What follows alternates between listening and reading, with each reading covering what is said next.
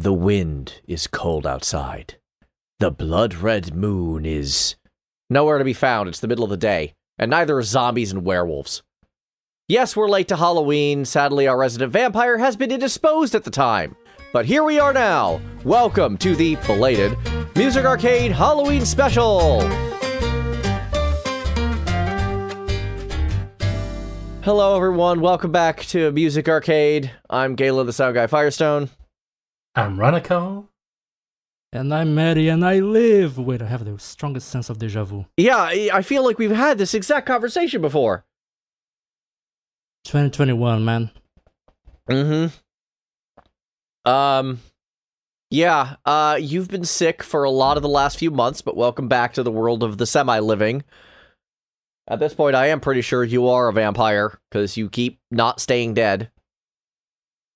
There's a reason I don't have a webcam or don't appear in it. I'm also having another one of this why is this happening to me sort of weeks. My computer over the last week completely decided to crap out, and I needed to replace all of my hard drives, literally all of my hard drives. So while I was able to save most of our data, a few things got lost, including the original recording session for this podcast. So I was forced to redo it on the fly, so hopefully this one doesn't sound too different. I feel like I'm good at my job, but it's hard to recreate stuff, and I really should have had a backup of the session itself and not just the audio files. That was my bad. Maybe trying to raise Frankenstein's monster with a bolt of lightning through your entire equipment was a bad idea. Probably, but in my defense, that was the LA Department of Water and Power's idea, not mine. Look, he needed fair. 2 bolts on his neck, not 2 big sound boxes. Wow. Oh, wow. Big speakers on That's a now, monster design right there. Yeah, now I'm thinking about how that would actually work, like, acoustically. Oh, man, you put weird ideas in my head. How dare you? Weird ideas or sound equipment. Things that happen when a podcast is hosted by 3 frustrated novelists. You're not wrong. How dare you call me out like that? Go start with your track before I get angry. All right, let's take it to the first track then.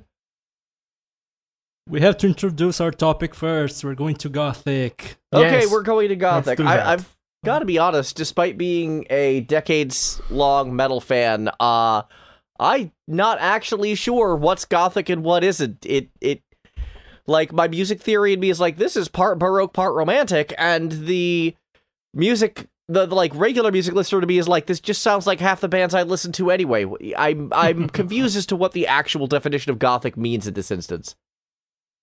Well, to paraphrase one of the games that we will be talking about today, what is a goth? A miserable little pile of... I have no idea either, but there's some things in general that can be said about goth. If you're into history or architecture, you have very strong definitions of what Gothic is. If you're into music or just About gaming, that, it's very hard. I happen to live at 30 minutes from Gothic Cathedral, so that helps situate things. Also, the tallest building in the world from 1647 to 1874. Wow. Yeah, Notre Dame de Strasbourg is a pretty tall building. That sounds like a pretty tall building, yeah. Yeah, and having climbed on top of it, I can tell you irregular steps are a pain to climb. Yeesh. Yeah. But more to the point, that kind of immense size compared to the size of your average person is kind of one of the themes aesthetically, and in some ways we're going to talk about it musically, of what I consider Gothic. And meanwhile, I have a vision of what we could call contemporary Gothic, which is pretty much what we're talking about when we're talking about the usage of Gothic in games, since games are a recent phenomenon.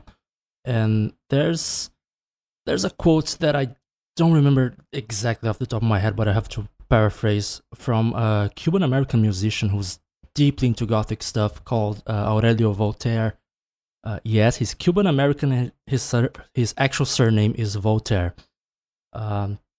He compares the rise of Gothic rock, and with it the Gothic subculture that we have nowadays, with punk rock, where punk rock started as sort of trying to bring back the original energy of rock when it went very commercial, and later on became sort of a political thing where punk rockers were basically saying the world is pretty bad and I am angry at it.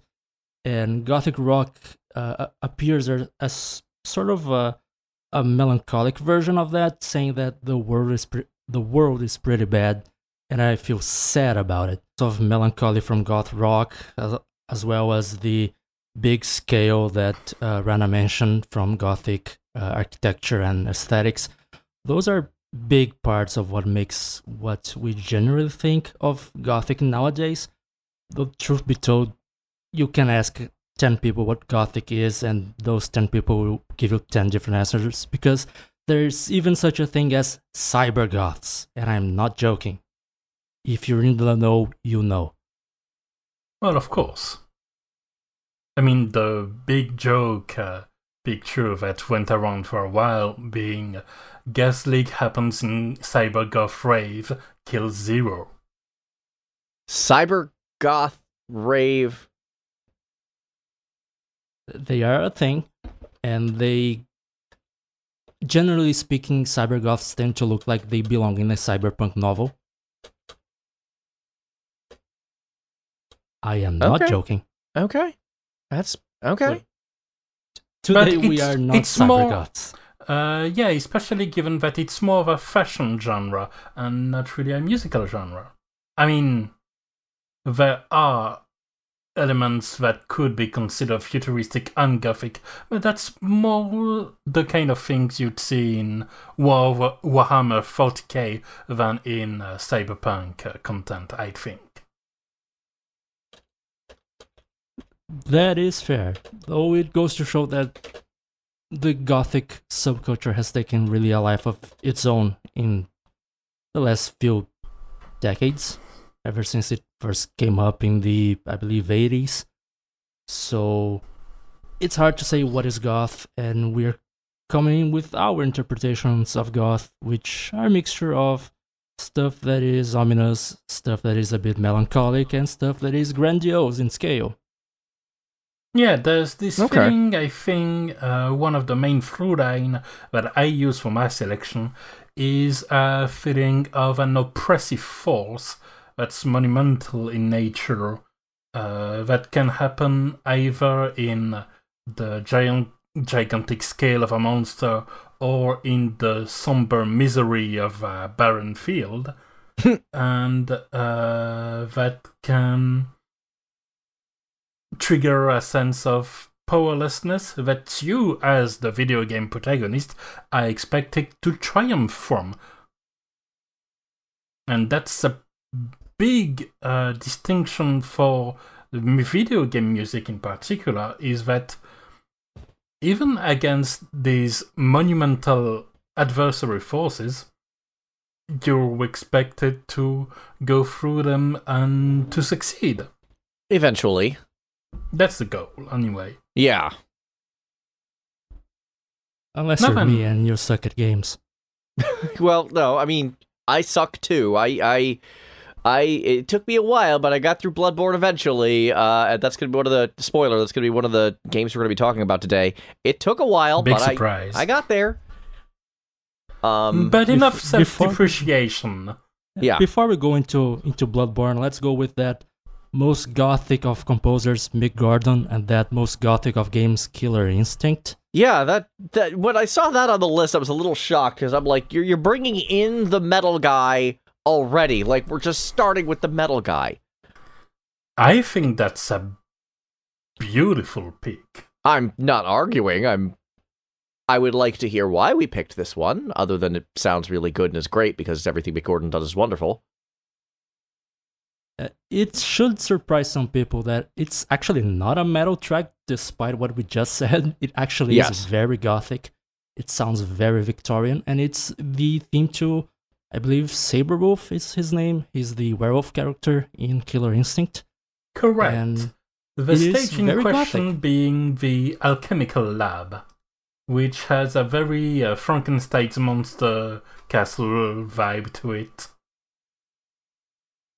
And the music just makes me think of Victorian landscapes and big old Gothic churches and werewolves, honestly. It has sort of a wild element to it. It's very energetic at first, and then it gets melancholic at the end.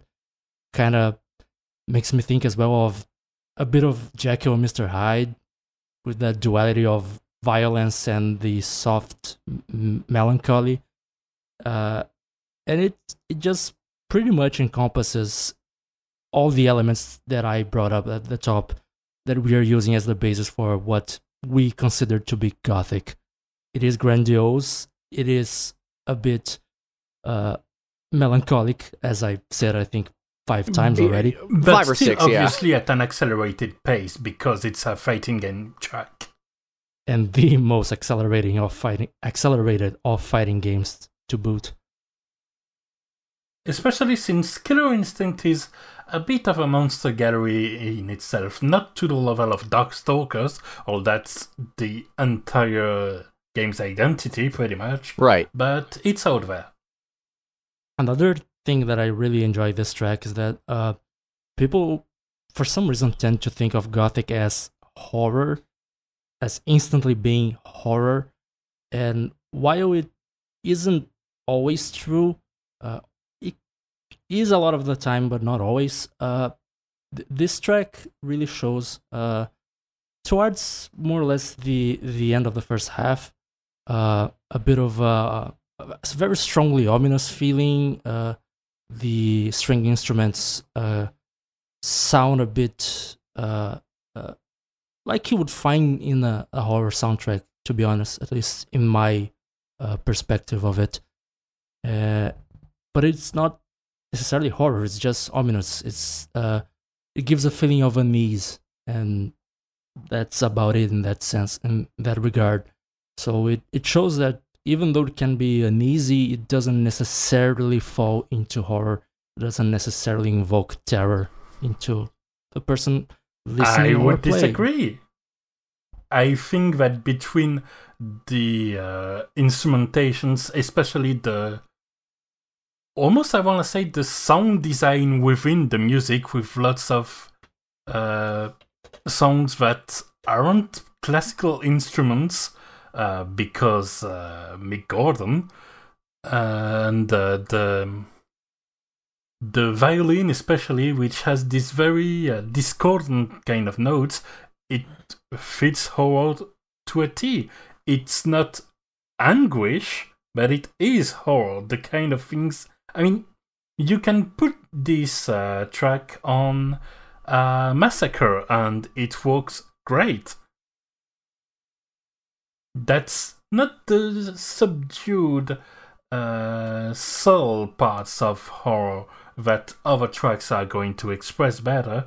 It's more the terror of the moment that's expressed through this track that kind of makes you lose balance and worry, but worry because you are getting mauled by a 2 feet tall, angry, muscular wolfman. Now that's an image. It is. I'm like, wow, you did things with Saberwolf there that really made me both impressed and horrified and confused. Not even my main, far from it. I'm a TJ combo guy. I haven't suck at played any Killer fighting Instinct game, since the so- Super Nintendo days, so unfortunately I'm like OG Cinder with the infinite combo. That's all I got. Yeah. Last time I tried to play a fighting game was Dragon Ball Fighters, and I couldn't even finish the story mode. I suck. But in any case, I think we're pretty close to angrily agreeing with one another, because we would end up falling to a debate of where the line between what is horror and what is horror adjacent is. So let's say I also agree with your point. Alright, now then. Shall we move on? Let's go ahead and do so. No, since apparently we're in opposite day for some reason, while Eddie brought in a very intense, active, powerful fighting game track, I went with something that is much more somber and subdued. I mean, maybe not subdued, there's a very strong melody to Beyond the Colosseum, which is the opening level from the Super Nintendo game Demon's Crest. Now, Let's be honest, saying that a song is subdued when it starts with a very strong organ sound might not be the best choice of words. Yes. Yeah, yes. That was a very, in-your-face synth pad. But not subdued, but somber, definitely. yeah. That was a very in-your-face synth pad. First thing I noticed, Demon's Crest is a spin-off of Ghouls and Ghosts, right? Do I have that right? Correct. Yup. Okay. In fact, considered Ghouls and Ghosts to put a track in, and then I remember, oh yeah, Demon's Crest. Understandable. Yeah, my brain is telling me it's in that realm, but that's a game I haven't played in 25 years, so unfortunately I'm not up enough on both it and the soundtrack to make informed commentary, but this song is pretty cool. I get what you mean when you say it's a little quieter despite that synth pad. It definitely doesn't have a pulse-pounding vibe to it. It's very much in the moment. Yeah, and there's a good reason why. Now, since it's been a while, and for those listeners that haven't played this game, let me describe you how the game starts. So, you are a demon bad guy from Ghouls and Ghosts that is immediately being pursued by a giant undead wolf thing that takes up the entire screen, and you start with a boss battle where you have to survive this beast's assault as it's stuck in a wall, which is the only way you can even have a chance against that. Then you leave that room and start the level, which has this music. So you get this immediate feeling of threat. Yeah. And even as a winged red demon, you are not in friendly territory. This place is hostile to pretty much anything, you included. And that's the kind of feeling that this track emphasizes. That things are pretty borked universally. They're not necessarily redeemable, there's still some harmony in the na na na na na na, and it's not as dissonant as the Lycanthropy track is. Instead, it's more almost romantic in its way to look at the decay of the land you're traversing. As an aside, I just want to point out the sheer cojones in Capcom's team to look at Ghosts and Goblins and think we should make a spin-off game about a minor enemy. And then they make this game with this big soundtrack. We should make a spin-off game about the worst little stay polite, but the Red Arimer, as is his original name, is an absolute terror. And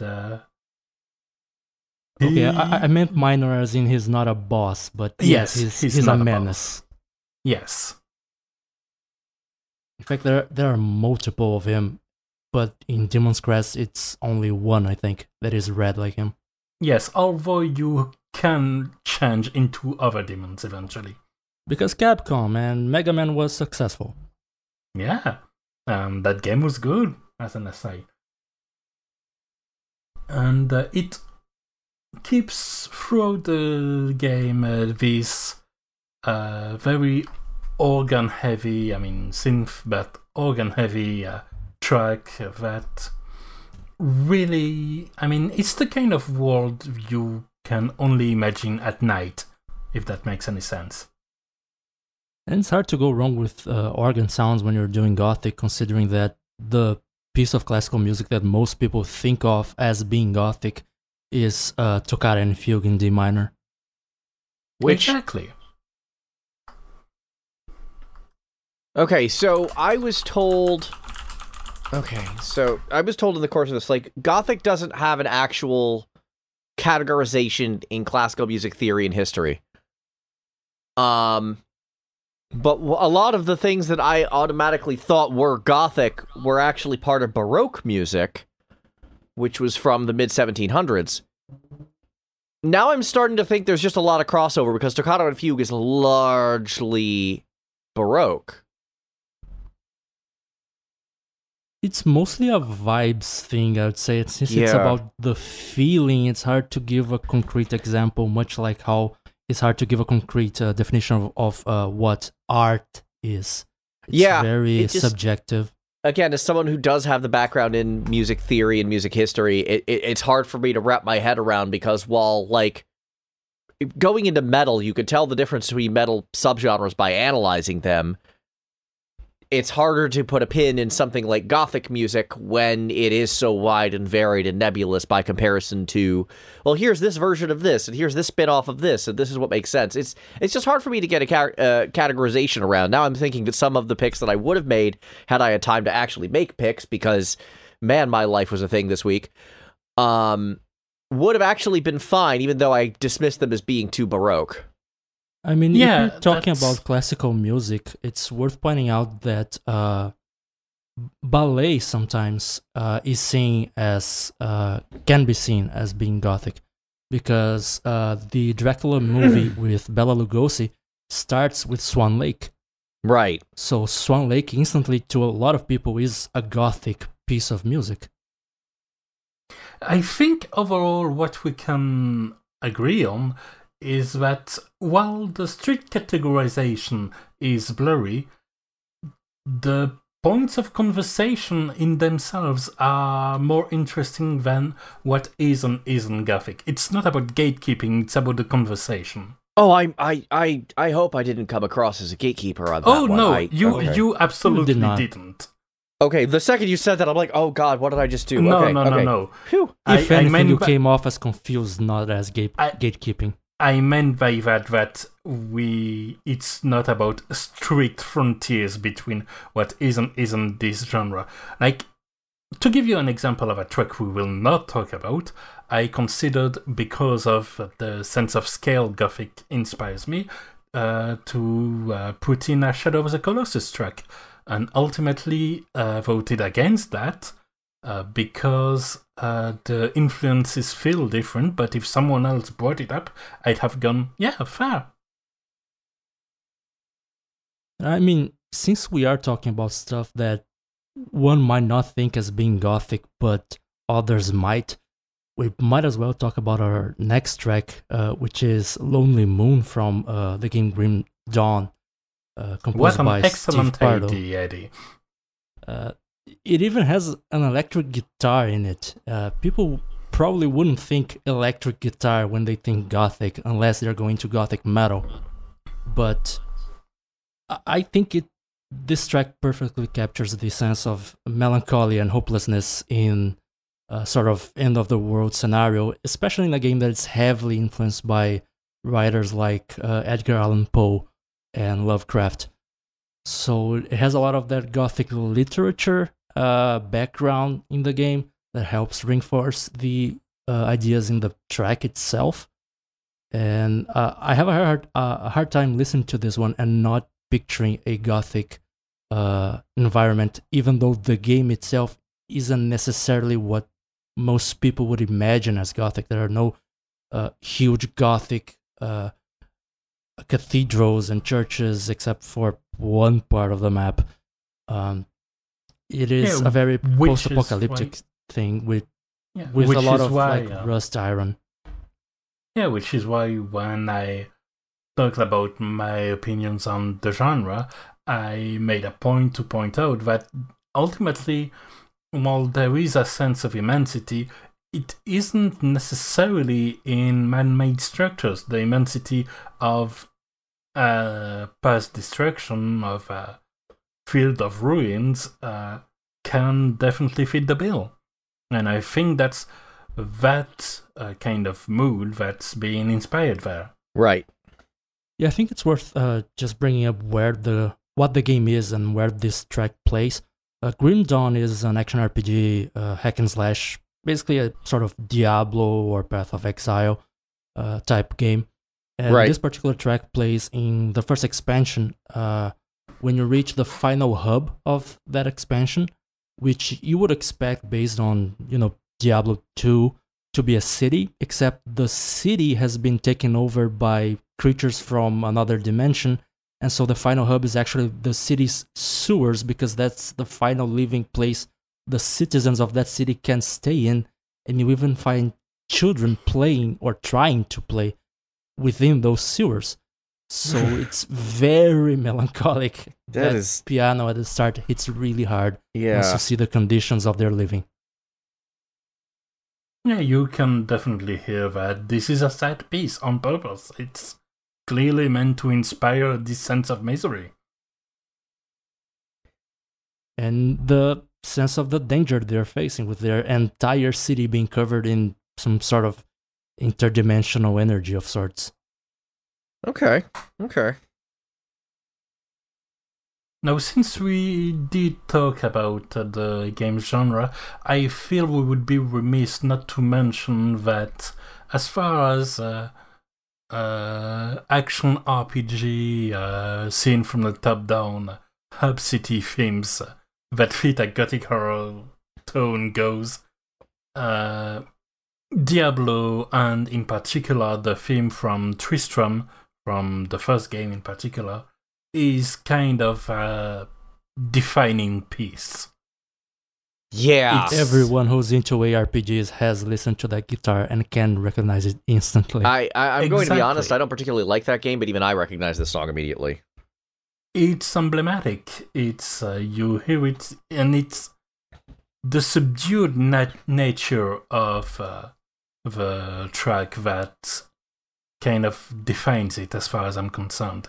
Like, it's not a lot of instruments, and in a way, while some tracks focus on the more monumental aspects of the threat, this one, I feel, takes the other point of view of what is defying these hellish forces in this case, and how barren and small and destitute things are. Right. I was going to say it plays really well with how small of a town Tristram really is. Exactly. And how doomed it always feels like.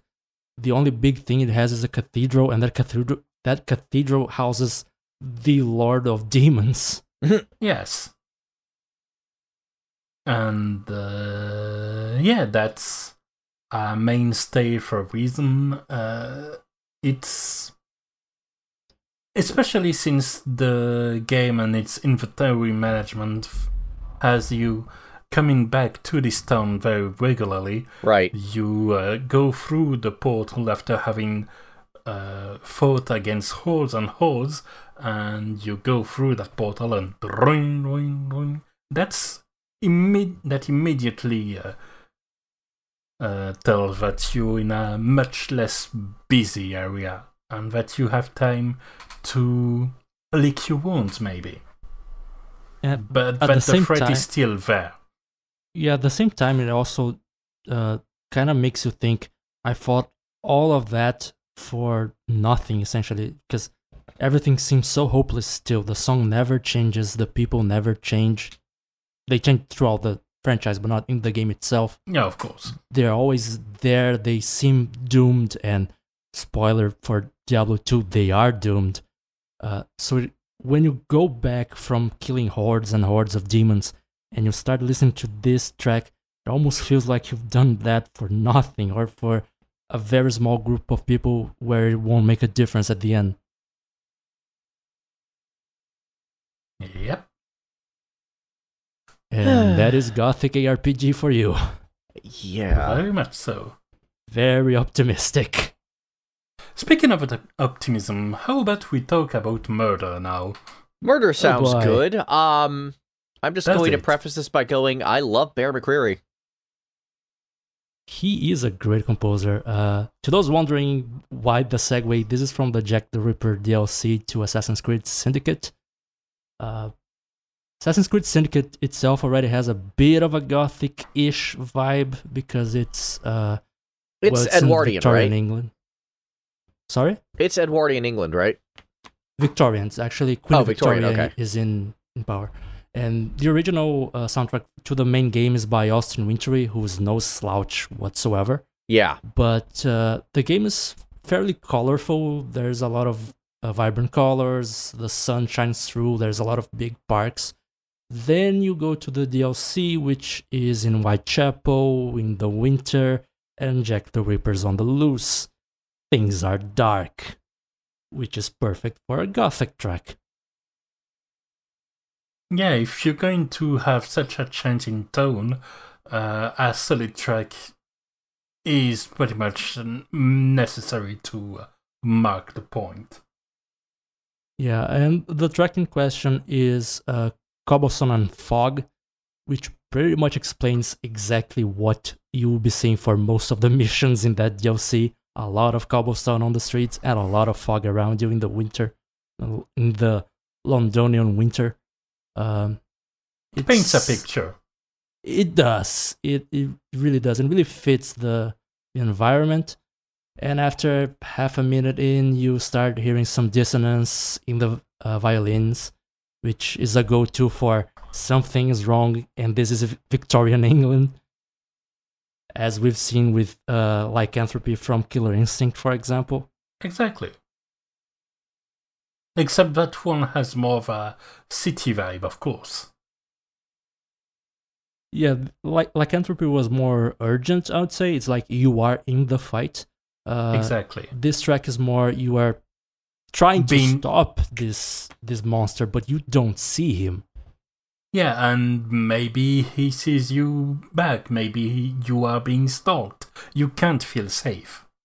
You think you're stalking him, but maybe he's stalking you. Who knows who's the hunter? It's very ominous for good reason.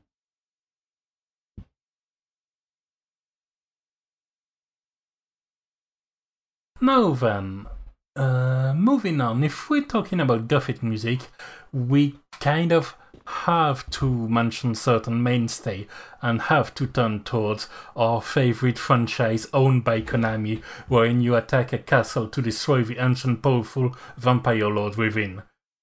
Now, so, Suikoden 2's Gothic Neclord. I was like, I'm about to spoil this punchline, and I really shouldn't. Yeah.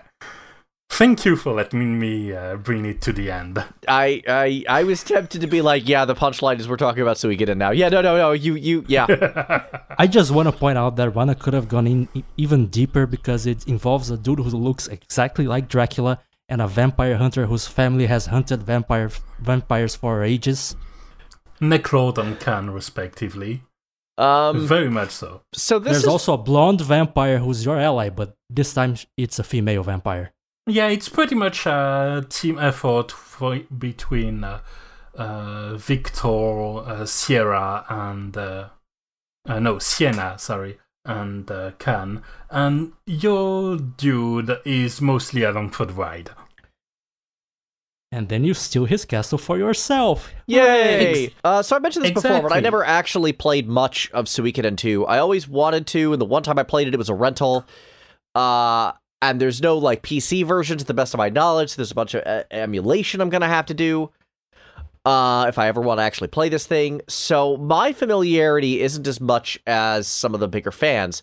That said, I am very familiar with this song, or more specifically, remixes of this song, because they seem to be everywhere. Well, this song is kind of one of the main cornerstone of one of the game's 3 arcs. Essentially, you start, you're doing your thing, then you get to this point, and after that, you have a castle and you're leading a war. And then you kill the bad guy, and it's only 2/3 of the game. Yeah. So, as a cornerstone, it needs to mark the spirit, and boy does it. You have that organ music, you have just this feeling that you are in the monster's lair and fighting, and most crazy of all, you have a chance. I would say it feels like you're either in the monster's lair or in the monster's dance floor, because it's a bop. Oh, absolutely. Oh, yeah. In a way, it mirrors nicely Lycanthropy. In Lycanthropy, you are getting punched by the monster. In Gothic Neclord, you punch back. By the sounds of the soundtrack, you might be punching him with an organ, because that organ sample does things that I didn't expect an organ to do. Oh yeah, no, it almost sounds techno at times. It absolutely does. Like the percussion right at the start, definitely giving it pace, and yeah, it's just this big fight feel against this evil monster. There's no ambiguity there. It's just one of you two is going to fall. No duke it out.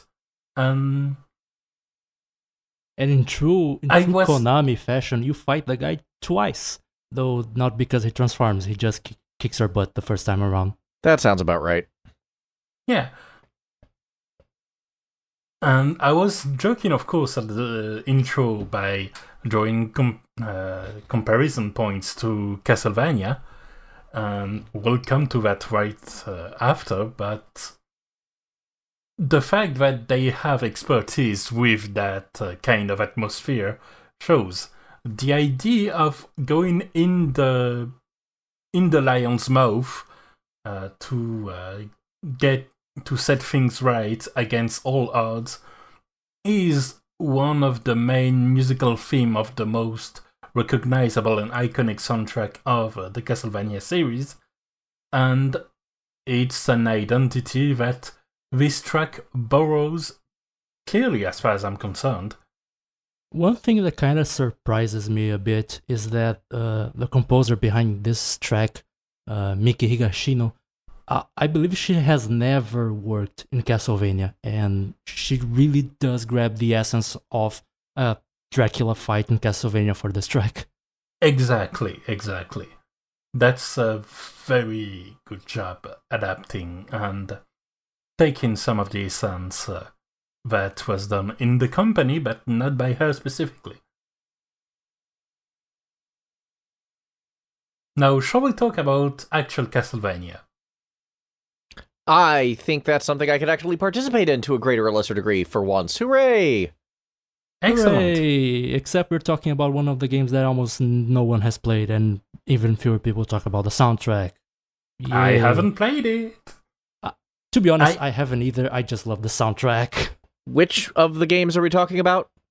Lords of Shadow 2. Oh, well, darn. Don't worry, we're getting to our favorite composer of Japanese Gothic tracks soon. We promise. But for now, it's, I believe he's Spanish, so Óscar Araujo, probably his name. Yeah, McCreary's team is a Spanish developer. It's hard to find this track on streaming nowadays. It used to be very easy. It's the track Dying for a Drop of Blood. From my understanding as someone who hasn't played the game, it plays at the start of the second game, where you are controlling Dracula, but you have been slouching for centuries, so you are very weak because you haven't drunk blood in those centuries. Right. So you are dying for a drop of blood. And much like the track from Grim Dawn that I mentioned earlier, it also uses an electric guitar for great effect in a very gothic atmosphere track to me. It really shows the desperation of the situation, even if in this case the person being desperate isn't a hero, but rather the Prince of Darkness. Though he's more of an anti-hero role than a true villain in this series, it feels.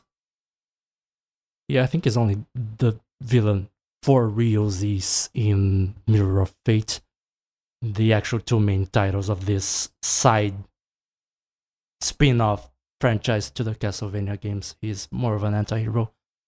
And the sub-series Lords of Darkness definitely takes a counterpoint that is very present in its music as well. Like, it has some blockbuster movie and Hollywoodian movie vibes to it. Oh yeah, it has those very strong synthy bass lines after the half-minute mark in this track, which you would expect from a soundtrack by someone like Hans Zimmer, I'd say.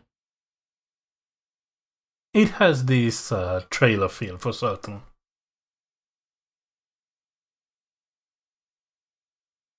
But yeah, it does somehow, let's say, mix synths with guitars, electric guitars at that, and an orchestra's string section, and makes a very atmospheric track, in my opinion. One that I wouldn't imagine in any other type of game other than a very gothic-y third-person action game.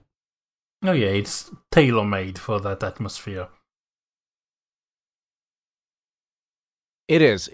Even I can hear that. But now for a track that Galen will be able to add to the conversation because he knows this game, we're going back to Lament of Innocence with Ghostly Theater by Michiru Yamane. Hooray! I'm relevant.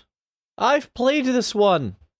It felt good to actually hear a song from a game I've played. I've played literally nothing that's come before in the course of this episode, which feels... Now I know how Eddie feels when me and Rana go off on our tangents. Yay. I'm understood. Well, I haven't played this game, but I still have things to say about the track, starting with that vocal. It's very distinct. That dude has the pipes to hold those notes. Oh... It's one thing to have a ghost voice, it's another to have an opera ghost voice An going opera on. ghost voice. That just sounds cool. I like the We way should you put mix that with I our mean, earlier idea of the music Frankenstein monster and make a novel out of it. I don't know, an idea about a Phantom of the Opera sounds corny to me. Just do...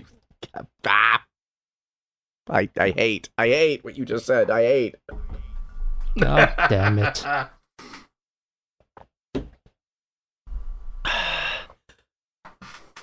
One thing that I find particularly incredible, to be honest, with this game's soundtrack is that in Lament of Innocence, the action is pretty much always in the same vein. You're whipping about and jumping around and stuff. But each part of the castle has very different vibes and different tempos and even different styles of music. This one is very operatic. You have one that's very techno, even more than Gothic, Neclord. It's incredibly varied, but it never feels out of place. And this one is a very calm song, I'd say. Like, it's a bit ominous. You can kind of picture the voices as being ghosts, but it's kind of on the softer end. It's a bit calmer, except for a few bits that pick up the pace a little bit. And yet it doesn't feel wrong. It feels perfectly fine for what you're doing. Yeah. Instead of punching your way through the lair of the beast, this time it feels like you're being smugly invited, observed, and stalked again, maybe. But that you are inside the lair of the one in charge because they want you to be there. Yeah. And not for your own good. No. You might even be being studied by the villain trying to kill you later. Studied. I hadn't gotten that take before, but now that I'm listening to it, yeah. Now I'm kind of playing the song back in my head. Yeah, you're right. So, yeah, this is Yamane doing a more of a 3D action game, which is closer to Lords of Shadow in style, let's say. Yeah, but not in substance. Lament of Innocence was a fun game if you were able to forgive a little bit, but I'm well aware that its actual construction was kind of weak. It's also a much cheesier game, while Lords of Shadow as a franchise is a bit more linear and serious, I'd say. Almost too serious, I'd say. Pretty much. I mean, Kojima worked on the first one, so you kind of expect some of that stuff. Moving on. But it's not the only soundtrack in the Castlevania franchise by Michiru Yamane. She's worked on a lot of them, such as one small little game some people might know called Symphony of the Night. Yeah, no, this is the most famous game we're going to be talking about tonight, I think. There's one other that's in the region of it, but that's mostly through franchise osmosis. This is the game, really, where the franchise really, really took off. Yeah, it's a genre-defining game. Yeah. I mean, the Metroidvania part of this entire genre's name is because of that game. And it marked the spirit for a reason. One of them being its soundtrack that has... It manages to have so many different paces all throughout the game, even though your character space is consistent, and yet nothing feels out of place. The faster tracks are just as suitable as this one, which is more contemplative, more atmospheric, more about the castle in a way than about you. Yeah. I think it's fair to point out that we're talking about the track, a track that varies a lot in name in English. I don't know why Konami keeps changing the official translation. I believe the original translation was Dance of Pails. It then became Waltz of the Pearls, and in the official release on Spotify, it's Dance of Pearls. I don't know what's the official translation, but it's the soundtrack to Olrock's Quarters in Symphony of the Night, which, fun fact as an aside, Olrock's is a mistranslation and is meant to be a reference to Count Orlok from Nosferatu. Yeah. The first Dracula movie, which was unlicensed. It was unlicensed. It didn't they got sued to hell and back. That's what I thought. I remember reading. This song is one of the most kind of famous, I guess you would say, area themes in the franchise. Like, this is one of these rare songs that will just pop into my head randomly. Like, I could be doing just nothing, and this song will, I could be doing just nothing, and this song will pop into my head. That piano melody is very catchy and very pretty to me. Isn't it a harpsichord in the original version? No. I mean, I thought it was. No, I'm playing that version back in. I'm playing that version back in my head, and I'm gonna have to listen to double check. There might be a harpsichord version out there, but no, I'm remembering piano pretty clearly. You might be thinking of wood carving partita from the library, which a lot of people play on the piano. I was explicitly trying to distinguish from that one because that's the one that occasionally pops into my head on its own. But yeah, no, piano. Continue. Yeah. Okay, it's a piano, great piano line. I'm a sucker for great piano lines. This is not new information. So yeah, this one. Yeah, it's an older piano. It's like a fancy Baroque era grand, but it's not quite a harpsichord. And it's incredible because that we'll probably have to cut that, but I put the track a little to get the proper instrument in my head. That lasts about 10 seconds, and then I hear the track in my head with a harpsichord instead of a piano. Oh, that's incredible. I don't know what's happened. Musical Mandela effect, I guess. You just decided it was a harpsichord in your head and it became that. Apparently. Anyway.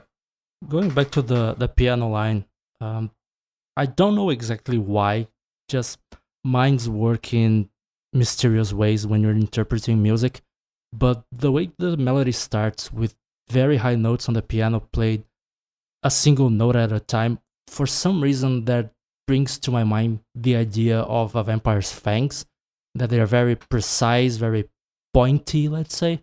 Yeah, there's this interesting effect to it. Although that's not quite the note I get myself, I can definitely say that. I see more of an atmosphere of intrigue and investigation, like you are rifling through the notes and cabinets of what's happening in these offices, trying to piece out what's happening there. Right. I essentially imagine like a vampire welcoming you in, and then it turns into a waltz. That is, I mean, this is literally a waltz. It's in 3/4 and has all the earmarks of it. I actually grabbed the music sheet once for the piano. It might have been an adaptation specifically for piano solo that changed the time, but on that one it was 6/8, if I recall correctly. 6/8 is mathematically 3/4. 6/8 is mathematically the same as 3/4. The difference is it's one of these like music theory wonks. 6/8 is usually used for like specific sorts of phrasing, which does and doesn't exist. 6/8 and 3/4, there's no actual functional difference between the notation. It's just how it's written. Yeah, it's pretty much for the composer, not necessarily for the person playing or listening to it. Yeah, basically. And for those of you wondering why that is, the first number is the amount of beats in a measure, 3, and the second number is what note gets the beat. So 3/4 is 3 beats every quarter note. 6/8 is 6 beats every 8th note. You can start to see why this is the same thing. It's just maths. Yeah, it's just math. With or without the S, depending on whether or not you're European. And while we're talking just about the composing of this track, I might as well bring up that in this episode's playlist, we have a version of this track being played live at a concert.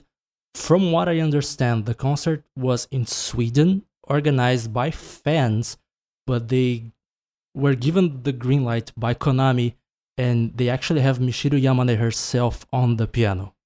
Yeah, I saw that video gorgeous. briefly, and I'm like, I need to watch this video completely when we're done here. Unfortunately, I didn't have much time to go through the playlist today because, again, technical difficulties are my life right now. Now that you mentioned that, we might even add a second video to the playlist, which is the full concert. It's on YouTube. I don't think we will add it to the playlist. Probably not to the playlist, but I'll be definitely checking that out and sharing that on my Discord. Sounds like a plan. For those following the playlists at home, it's by the same uploader. Just check their channel out. It's Castlevania the Concert. Yep.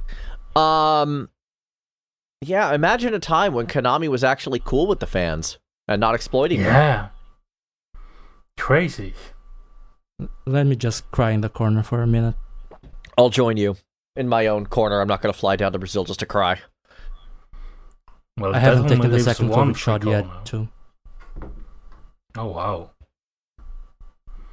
Going back to Michiru Yamane, however, we have yet another composition by her. Yeah, so this is my sole pick, and it was literally just me going, well, we have a lot of Castlevania. Do we have any Bloodstained as well? And Randall's like, yeah, this song. I'm like, cool, let's put it in there. I've been going through Bloodstained yet again. I'm still so happy Ritual of the Night exists as a game. It just makes me happy inside. And yeah, it's Sorrow 3 is what it is. And it's great. And, yeah, this particular song comes from the Cathedral, which is, hey, we're talking about cathedrals again in a Gothic influence thing. It's almost like these two ideas are related somehow, or something. Yeah, exactly. But yeah, I just like this one. It's very similar. Obviously, it's meant to evoke Waltz of the Pearls or Dance of the Pearls or whatever it's called now. Yeah, it's clearly meant to evoke it, as it's a fairly similar area vibe.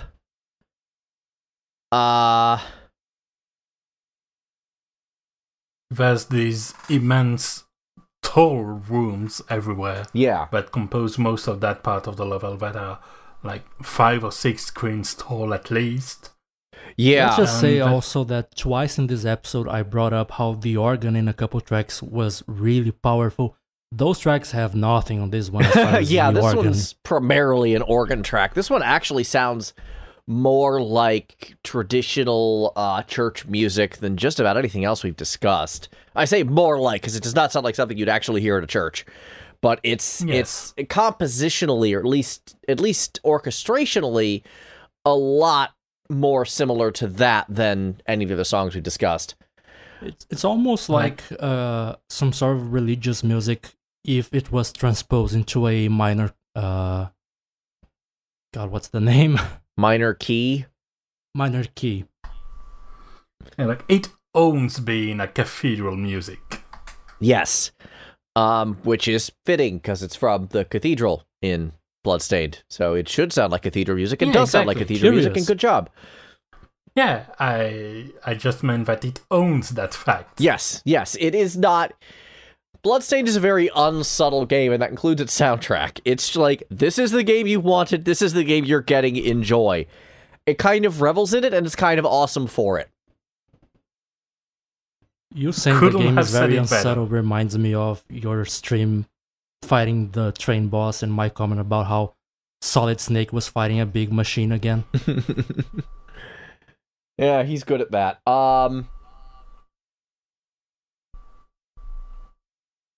Yeah, this is also one of the less melodic of the tracks on the soundtrack. Especially compared to the main castle area or the Not Clock Tower, the Tower of the Twin Dragons. Exactly. The game even has that small Easter egg-ish where Miriam starts playing a piano melody, which I believe is one of the big main themes of the game. It's the main theme. It's as a piano solo. It is the main theme. It's in another area, though. And if you have a specific familiar with you during that scene, a professional Broadway singer by the name of Rita Strober will sing it very, very badly. And I don't understand how and why this occurred. Because, like... I don't either. Rita Strober is a very good singer.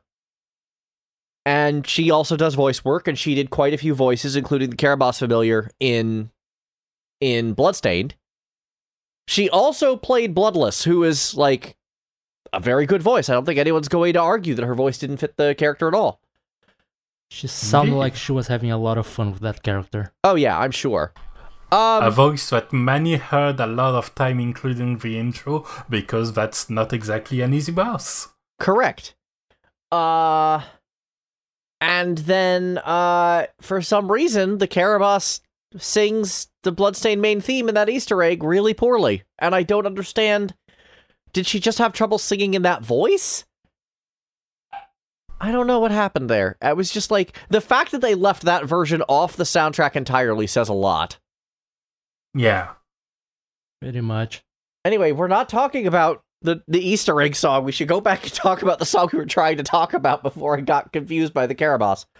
I mean, in a way, that's maybe part of the point, is that as a whole, this soundtrack, I mean, anything we could have said about Castlevania, in particular the 2D Castlevania, we could say about this soundtrack on purpose. Yeah. I mean, it's the same development team, same composer, same people, same vibe, same everything. This is a Castlevania game, just without the Castlevania trappings. it's pretty much entirely, you won't make Castlevania anymore, Konami? Okay, we'll make it ourselves. And then they did, and they gave us Sorrow 3, and I'm like, yeah, I get to play another game as Soma Cruz, except now she's really interesting and voiced by Erica Lindbeck, and I kind of love this. Yeah. Now I'm just sad because I'm remembering that Konami did make a mobile Castlevania game and then pulled it from the App Store exactly a year later after only testing on Canada, only to just make it, I think, an iOS exclusive.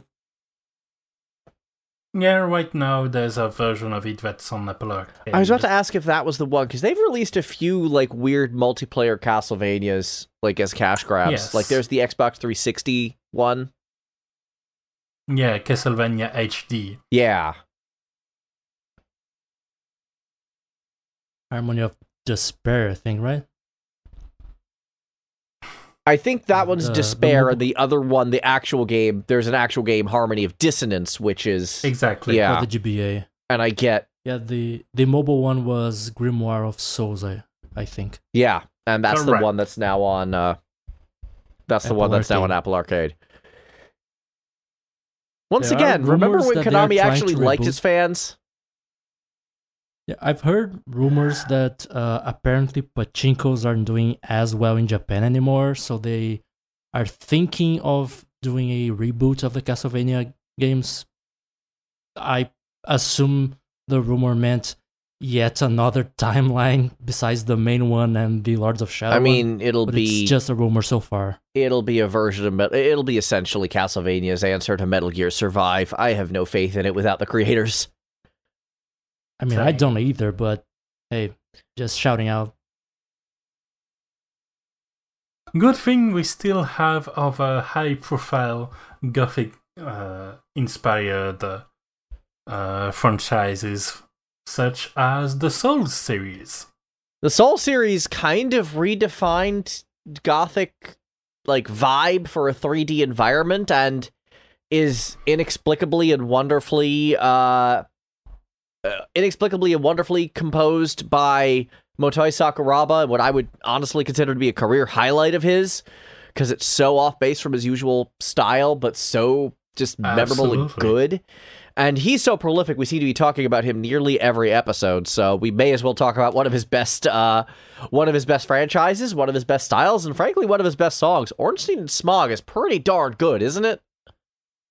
It is, and for the record, I had to stop myself from also arguing that Valkyrie Profile has a lot of Gothic worthy tracks. Which it does, but we're not going to talk about them because there's already a Sakuraba track. So, Ornstein and Smog. Yeah.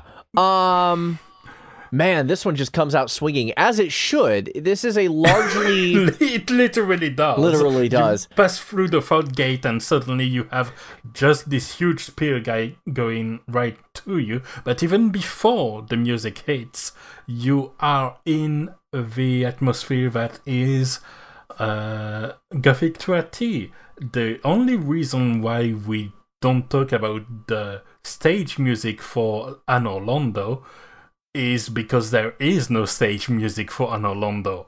Yeah, Dark Souls, the soundtracks, generally speaking, have almost no area music. It's literally just... Yeah, it's boss fights and Firelink Shrine. Yeah, basically just that. And that's pretty common throughout Soulsborne in general, and I'm up and down on that design decision, but generally speaking, it does mean that when the boss music shows up, it is loudly punctuated, and you know it's there. Yeah.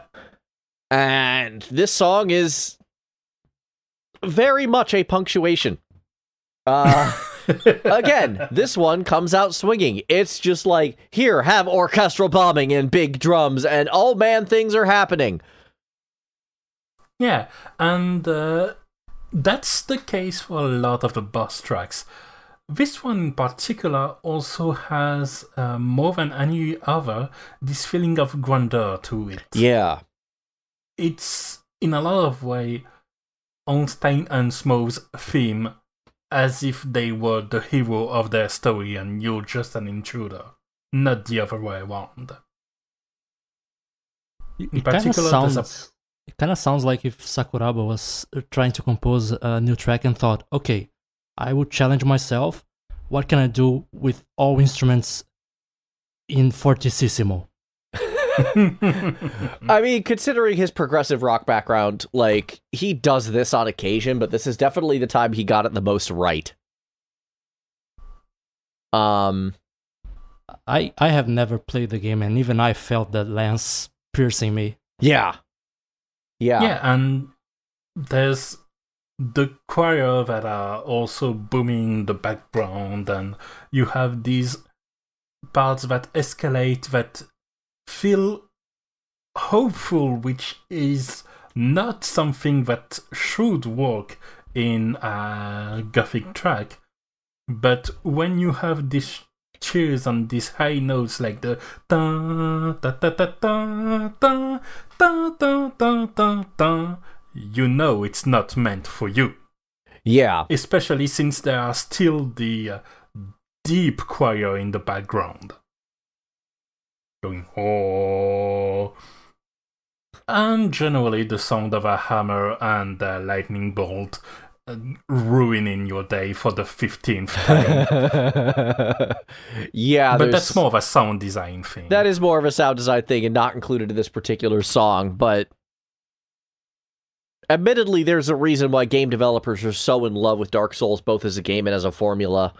And you start seeing DNA in it just about everywhere. It had an influence that is massive in so many ways. We honestly owe the localization of the PC version of a lot of Japanese game due to that one.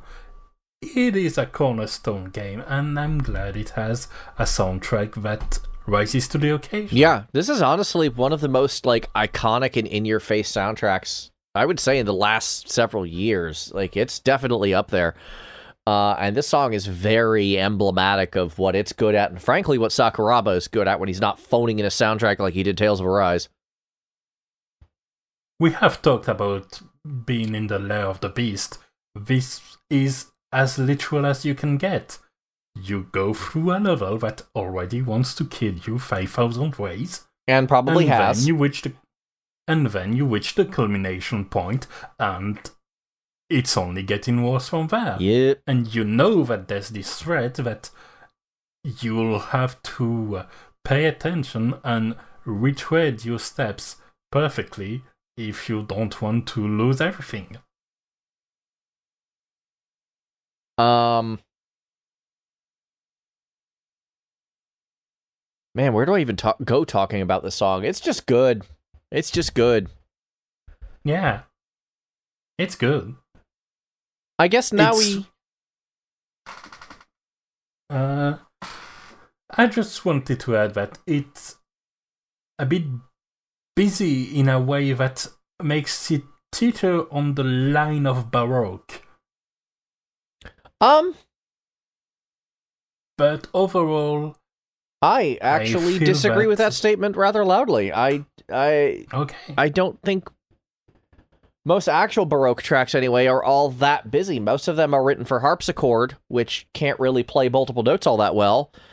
Yes. And no, I think the busier you get is once Beethoven happened and ushered in the Romantic period, which ended almost in the early 1900s. I think this more evokes that.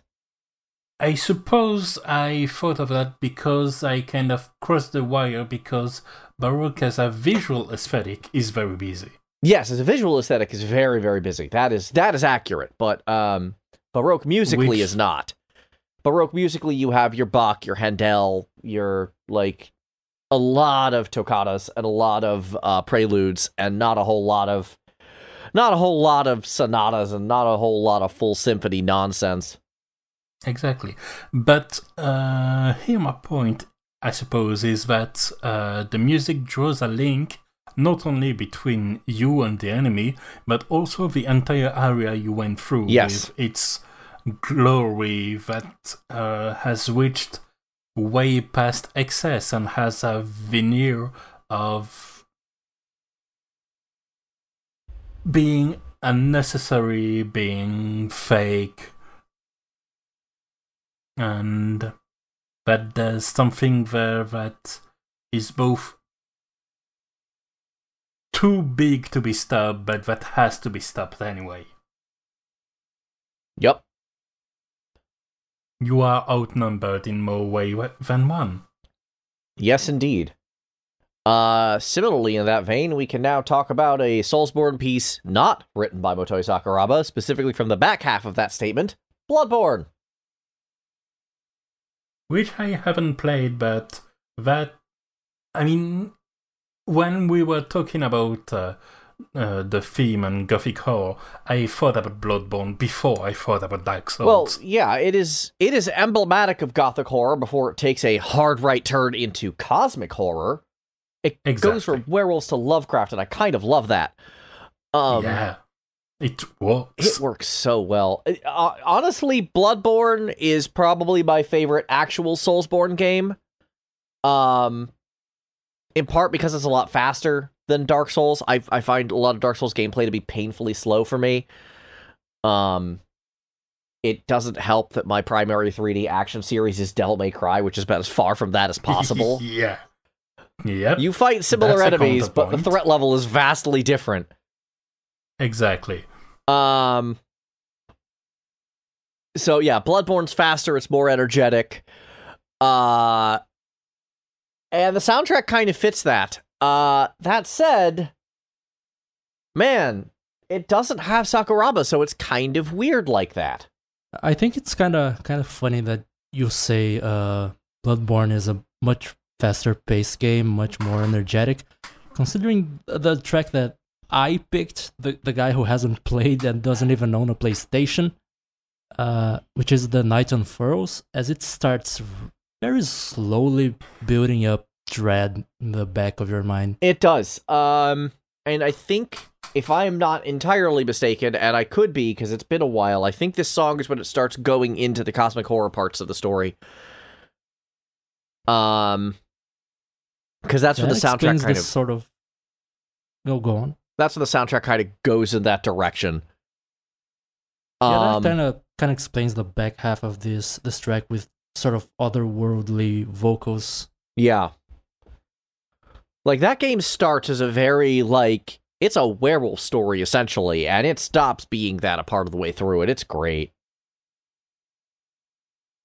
And the soundtrack does kind of follow that. The earlier boss tracks are a lot more traditional Souls, you know, your usual frenetic kind of power energy, and it gets a lot creepier and weirder as the soundtrack goes on, because that's what's happening in the game itself. Man, instead of, like, Elden Ring, which just looks like Souls but bad, can we please get a Bloodborne sequel, a real one? Can we do that? Sorry. No, that's a bit harsh. But I suppose that's your frustration of not having a Bloodborne 2 that's talking. It's a little bit of that. Also, I've really soured on George R.R. Martin, and I know he had something to do with the story of it, and I'm just like, I don't think he's going to really help much here. To be fair, it's not like I'm going to expect a lot from the story of the game.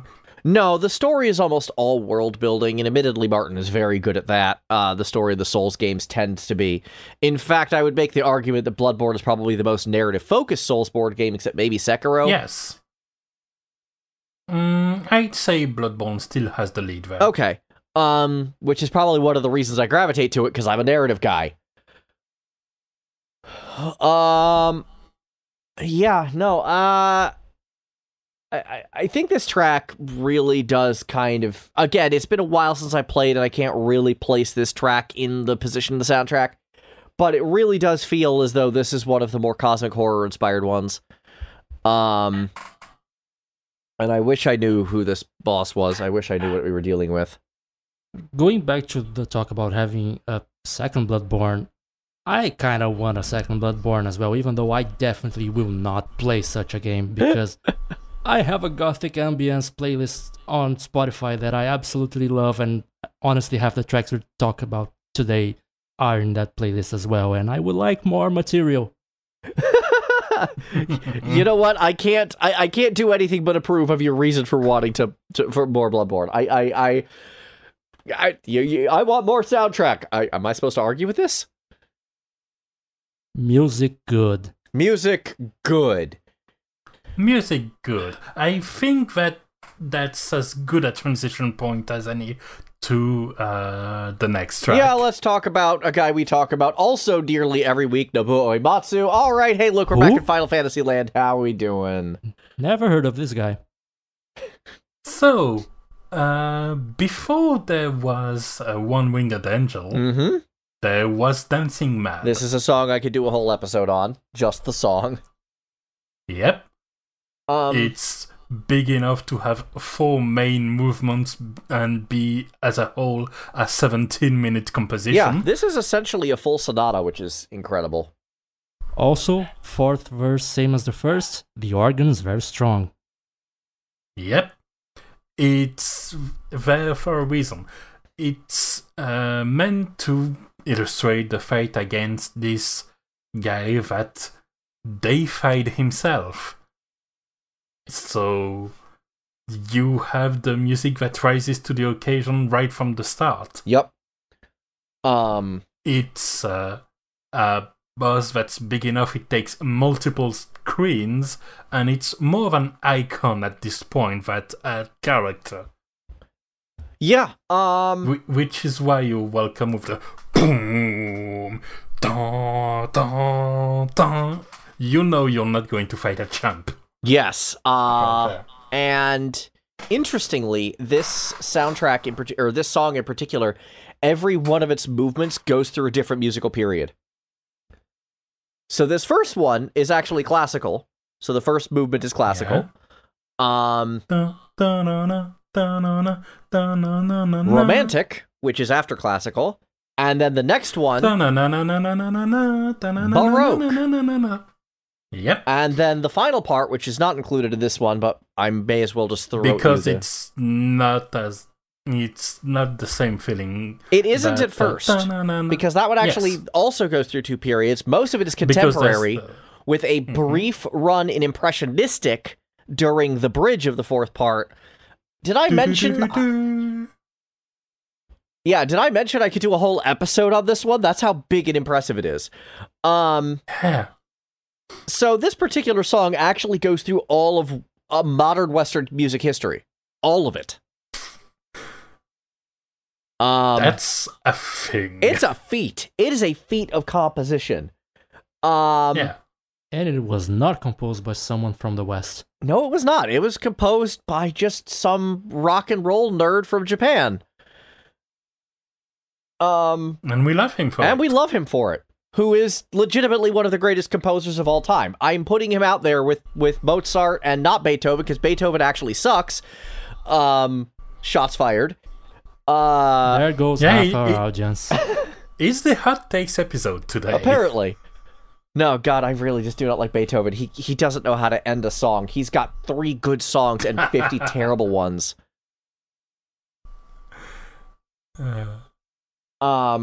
Anyway.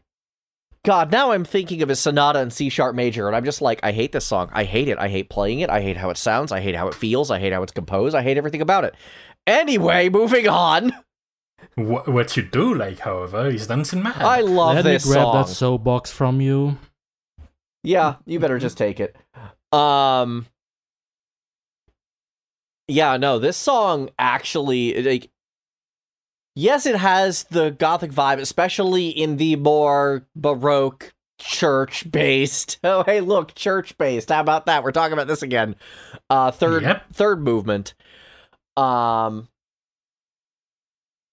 Yeah, it comes across as so just impressive, but it has that melancholy. You know what? I actually do need to bring the 4th part back into this, specifically the impressionistic bridge. All right, by all means. Because that one also has all the hallmarks. It has the melancholic feel, the overwhelming presence, the busyness that you like from Baroque art. Yeah, in a way, the 4th movement kind of illustrates actions and grim consequences. Yeah, and when we're talking about Like going back to Tristram and how everything feels doomed, or going back to so the second half of that. That's the same dynamic. Where things kind of one part. where things slow down, the organ comes back in, and then it's about to roll right back into the loud, heavy, contemporary music, just power theme. I feel like that is almost more Gothic than any, if I understand the definition correctly, and Eddie may have to listen to this masterpiece and get back to me on it. I feel like that encapsulates, from Final Fantasy's sake, the Gothic mindset more than just about any other part of the song. That part and that transition in particular is indeed something that's very Gothic, but I don't think it would have as much weight if it wasn't introduced by some reminiscent melodies and basically set up for like 10 to 12 minutes before. Oh, I mean, yeah, but that's part of the beauty of the suite. It's just... Exactly. Yeah. It constantly replays itself and reinvents itself, but constantly bringing back the same new ideas. It's... Have I mentioned I love this song and could do a whole episode on it? Like, yeah. I couldn't tell. That said... But what can you tell us, then? Well, one thing I can say is that this particular part especially feels really great on the full orchestra. This is one of these cases where it's like, go track down the Distant Worlds version of this. It's all on Spotify. You can go listen to Distant Worlds right now. Yes. I picked the original because it holds up. Oh, God, yes, it does. The fact that this... Especially for a Super NES track. Yeah, the fact that this is this big and massive and impressive on 16-bit hardware is truly incredible. It's witchcraft. There was a comment on YouTube that said something along the lines of how the SNES instrumentation was like an artist, for composer was like an artist trying to paint with crayons, and what Uematsu did was like using crayons to paint the Sistine Chapel. That sums that up nicely. That sums that up nicely. Yeah. This is one of the most perfect songs in the history of game music, and is probably the most perfect song of the Super Nintendo era. Just in terms of what it accomplishes compositionally with 17 minutes of just throwing every musical idea in Western music history at the wall. Again, I opened talking about this song with a direct comparison to One Winged Angel. Yeah. And Galen didn't fight me 1 second for Why it. would I? I wish it got more credit than it does, to be perfectly honest with you. Exactly.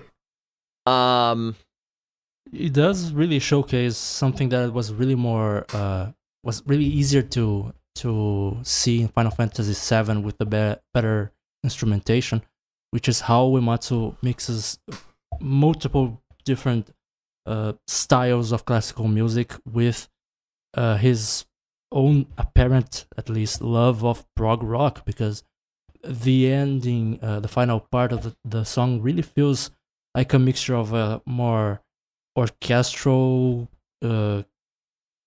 melancholic theme with some typically proggy drumming and bass licks. Oh yeah, no, it sounds right out of the Yes playbook. It's layers upon layers upon layers. Yeah. Yes, into a beautiful it sounds like music yes. cake. Sorry, Yes. I had to do the obvious joke. Of course. Yeah, and again, this is just some rock nerd from Japan. Is all Uematsu was, even going into his original Final Fantasy compositions. Yeah. And I think after that, he stopped being just some random rock nerd. I think he's probably one of the best random rock nerds in the history of music. I've made this clear, and again, the fact that this encompasses every period of modern music history, Western modern music history, in one song is truly magnificent. And going back to the actual point we were trying to make, though, between Movement 3 and the back half of Movement 4, I feel like the Gothic influence is there, or maybe the other way around. Maybe it influenced Gothic. Because, let's be honest here, a lot of what came after, especially, like, you hear Ornstein and... Can you hear some of Ornstein and Smog in, the first part of Part 4? Like, in terms of how just big and overwhelming it is? Yes.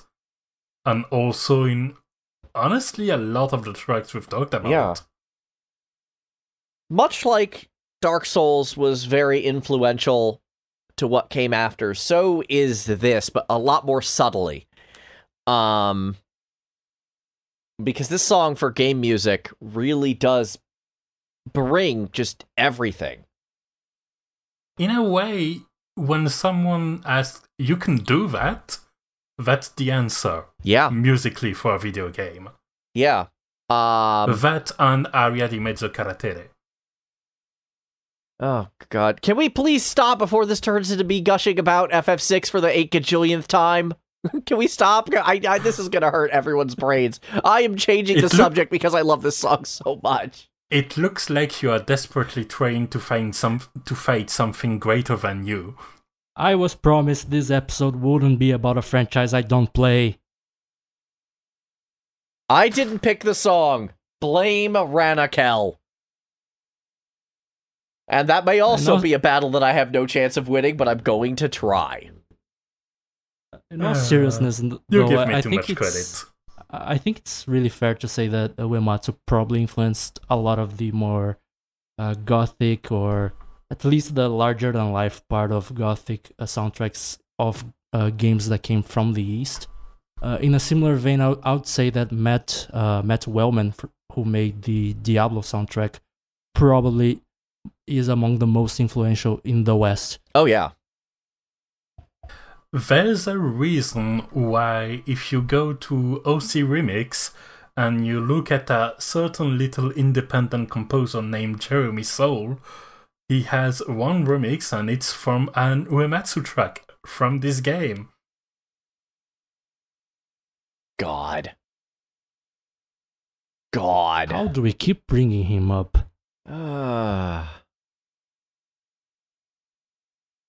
Turns out when you've been talking for 20 episodes about great video game soundtracks, a few standout composers kind of return every now and then. And we talked about 3 of the big names that we've talked about today alone. Yamane, Sakuraba, and Uematsu. Yeah, apparently Gothic is very prolific as a video game music genre. Who knew fighting seemingly unbeatable odds would be something inspiring for that? Yeah, who would have thought? Also vampires. Also vampires. And with that I think is all the time we have for this episode. I can't think of a better outro than that, to be honest. Why would I even try?